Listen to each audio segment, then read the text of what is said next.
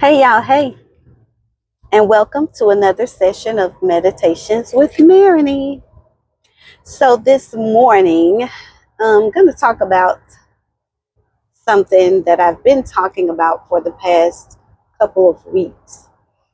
And I'm just going to continue. I said I need to call this like the Chronicles of online dating. Um, but I am going to tap into a couple of tips that I think I'm offering in reference to the online dating process.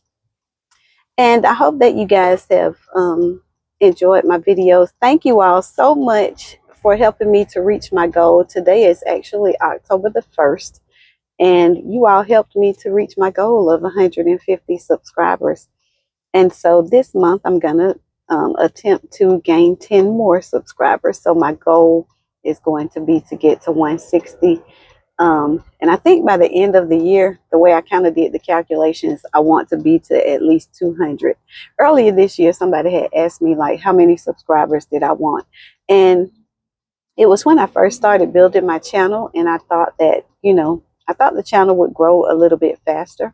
And so I said, I don't know, maybe 4,000, because I was thinking about the way that things were taking off with some of my videos. So some videos take off pretty quickly, and then others, they just have not budged at all.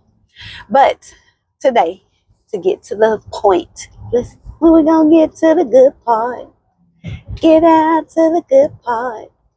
When we gonna get to the good part, that's what we're gonna do. We're gonna get down to the good part.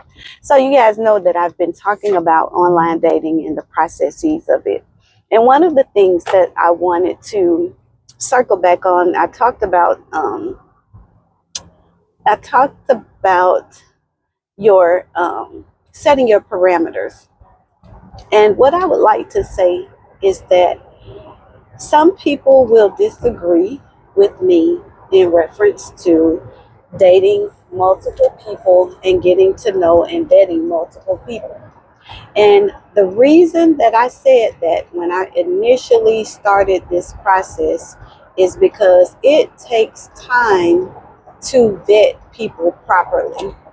And if I'm honest with you, I want to use some real numbers this morning to tell you a little bit about what the process has been like for me.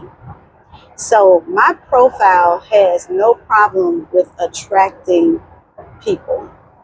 My profile, I strategically set it up with current pictures. I set it up, I didn't put any pictures of me like that were none of my pictures are older than 10 months old. But the majority of the pictures on my profile are within the past 3 to 6 months. Sometimes if I take a nice picture and I think I like it, I'll just pop it on the profile just to add it. So this weekend I took a picture and I popped it on the profile. There are some pictures that I took and I haven't put them on the profile because some of them I might have been at a real special event all glammed up, and that's not my everyday look. So therefore, I decided not to put that on the profile because I did not want to promote that that's what I'm going to look like on a regular basis. If I get to know someone and after we've gotten to know each other, I decide that I want to send them a picture of me looking that way, then, I'll do that. But for the start of things, the pictures that are on my profile are more aligned with what I look like on a daily basis. So that's the first key point. So ladies, if you are putting pictures out there, and men too, but I say it to the ladies because men are visual creatures. We are as well. So yeah, there are some people that come into my profile and I'm like, no, like I know I'm not even physically attracted to him, which means that I'm not going to be able to get to the next level, which means that I'm not going to be able to get to the next level. So if I'm not physically attracted to him, then, real talk, grown people talking, I won't be able to be intimately drawn to him. And if I'm not intimately drawn to him, I won't be able to submit to him. So that's a real conversation to have at our age and with what we're dealing with. But the other thing is, once you put your profile up and you have begun the dating vetting process, so you're gonna get so many hits. Like I, I, I don't have a problem with attracting people to my page. Many men, I can tell whether or not we're gonna have a good intellectual conversation based upon how they respond to me in the DM.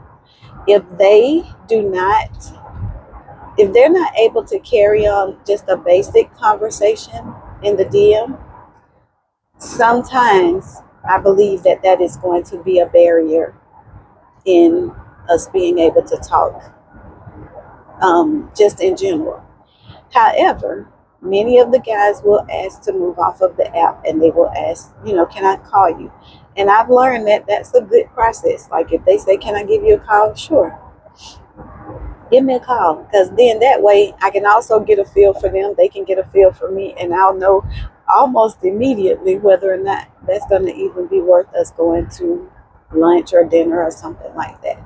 So when you are in this process, do not feel like you have to accommodate everyone. None of us are going to be a good fit for everybody, but some of us are a good fit for somebody. And so when we look at what we are vetting for, we have to know what we're and I don't want to say what we're looking for, because as a woman, honestly, I don't feel like we're looking for anything. I think that we are going to be a good fit for someone. And again, that comes from my Christian background, that comes from my spiritual beliefs, that comes from how I see family and family structure. And I also know what I need as far as relationally, um, and to be able to move forward in something that's going to be long term for me. So in that, oh y'all got a bunch of bumps here. In that, uh, if if I don't see where those components are in place, then there's no sense in us going any further. And I'm having like real conversation. If they're like, I like you, you're beautiful, like that's complimentary, and I like it. I'm happy that someone would find me beautiful. But ladies, we got to get beyond the surface. And fellas, you got to go deeper than just what her outward beauty is. I may have outward beauty to some, but I could be ugly on the inside. I could have a very nasty attitude. I could have a mindset that because I am considered beautiful by somebody, that I'm going to use and misuse or mistreat him. So you have to vet deeper than just what her physical component looks like. What are her core values? Do those core values align with yours?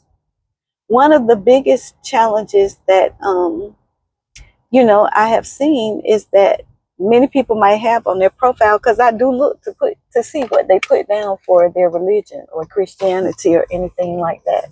And if they don't have anything there, or if they put like that they're conservative or this, that, and the other, I look at those things. I actually do read the profiles.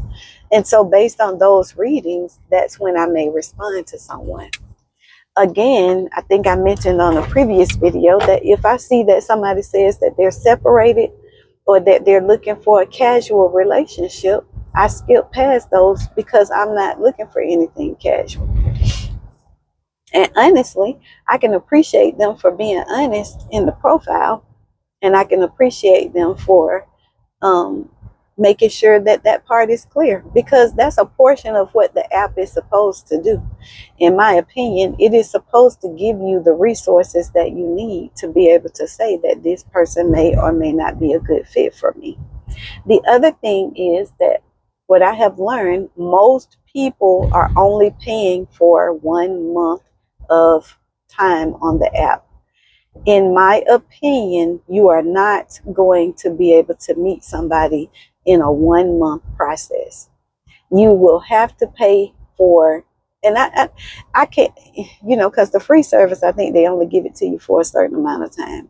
You would have to pay for a 3 to 6 month time period if you are vetting for a serious possible relationship. In addition, I do agree. I heard one content builder say that the apps are created to keep you coming back. I do agree with that. I agree. I think that in the beginning, when you are new to the app, they I think when you are new to the app, the algorithms push certain people into your profile setting. And then once you have been intrigued, then you're more likely intrigued to come back. So the thing is, if you're thirsty for something to move quickly, then the app is going to do exactly what it was designed to do, which is to keep you coming back for more. But if you are vetting with the on-site, you came into the process knowing that I am going to use this as a tool to simply meet other people that I normally probably would not have been able to engage with. And then I am going to properly vet them just like we would for a job. You don't just take every job that comes to you. So why would you just take every person that comes to you? You vet the job. You read up on the company. You check out what they are doing. You look to see whether or not you're going to be a good fit with that company. So do the same thing with this process of online dating. And then, be careful of the people. And how can I say this? You have to be vulnerable, but you have to be wise. What does that mean? That means that you got to open yourself up in order to be able to meet somebody and possibly truly vet them for the opportunity to have a relationship. But you got to use wisdom. Once you've opened yourself up to someone, you still got to use wisdom in that process. So, yes, I'm looking to meet people, and yes, I'm allowing myself to get closer to some people than others.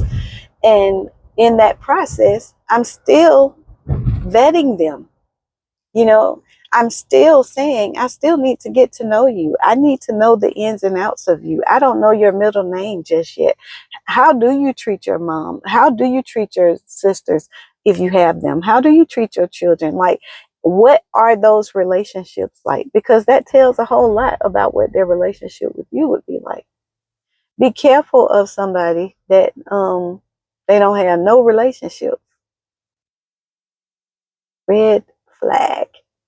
I have plenty of relationships. I'm close to my siblings, most of them. Me and my oldest sister, we 19 years apart.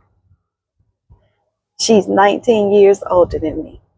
So she's going to always see me as a baby because that's what I was to her when I was born. And so for years, it took us a long time to get to a place where we could be together and we not have conflict. But I made a decision that I wanted to have a relationship with my sister that was not going to be so argumentative and that was not going to be so combative. And so about 10 years ago, I decided that I would yield to what I needed to in order to accommodate that relationship. And it took really for my sister, who I was really, really close to, she had a stroke.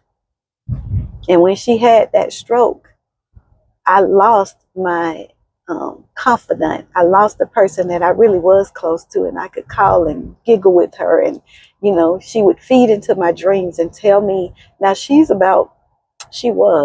passed away a couple of years ago. She was about 17 years older than me, but she never treated me like she treated me like I was the little sister, but she always respected me.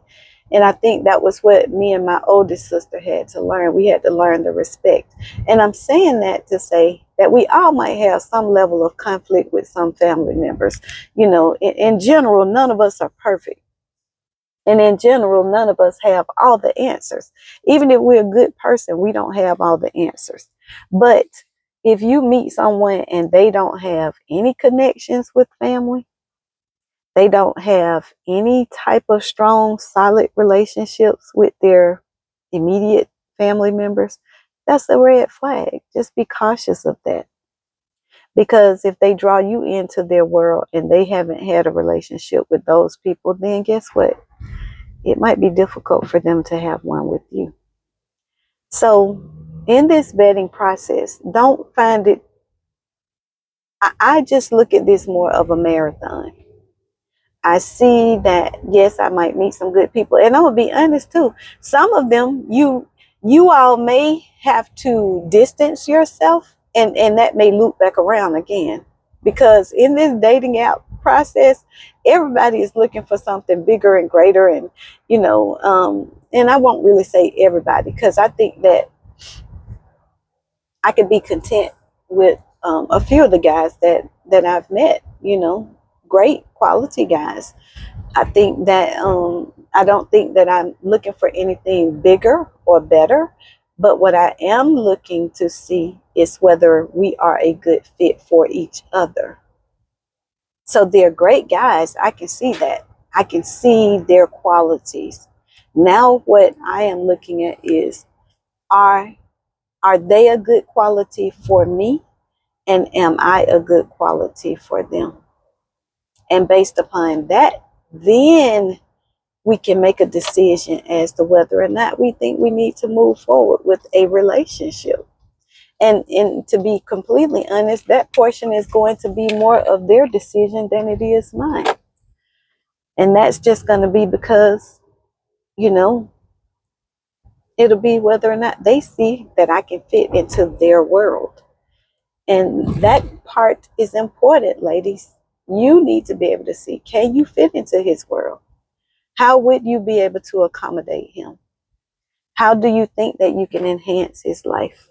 Because if he's a guy that already has everything together, he already is working, he already has his home, or he already has his apartment, he already has, things established in his life for a daily routine, how can you then enhance that for him?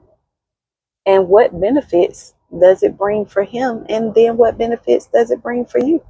Does it allow you to be able to maximize your greatest potential? I think that sometimes we miss out on the fact that as we become a better society, it just means that we're able to enhance the community. And the community starts at home. So anyway, guys, this video went a little bit longer than I had anticipated. But if you've been with me, you know that that's just the way that we roll. And when I've been off for a while, then that's just what y'all get. But take a moment and think about that. Think about whether or not you are properly vetting yourself and making sure that you have the parameters in place that you need in order to assure that you're picking proper relationships to continue in. All right. If you like this video, I'd love for you to click like. I'd love for you to share it with a friend. And I'm going to ask that if you like it, that you would subscribe or ask a friend to subscribe. All right. Have a good day. Bye.